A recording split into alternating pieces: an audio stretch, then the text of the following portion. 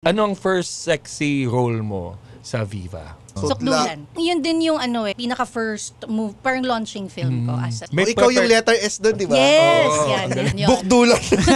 For your first movie, meron siyang preparation like workshop. Winworkshop kami ni Direk Mac Alejandre. Parang pinag-practice na niya kami na to be comfortable, naked. Ngayon, usong-uso yung mga body shaming. Hindi ka Yeah. ba na body shame nung mga nag-uumpisa ka pa? Ako ang dami. Kasi hindi naman ako yung payatot na, 'di ba? Ako yung malaman na nag-sexy. So syempre hindi lahat gusto yung ganun. So syempre may mga namiminta, especially yung mga reporters before. Yung sulat niya sa akin sa Abante pa nga yun dambuhalang hubadera. Ganon. Mayon Sabi siya ko, ba tayo pride? Sobra namang hater nito. Parang talagang dambuhala ba talaga? Ganun ba?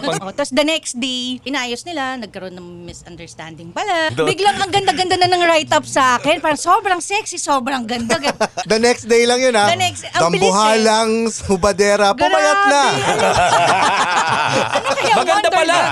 Masasanay ka na lang. Kasi nga, talagang ganun yung era namin before, nung panahon namin.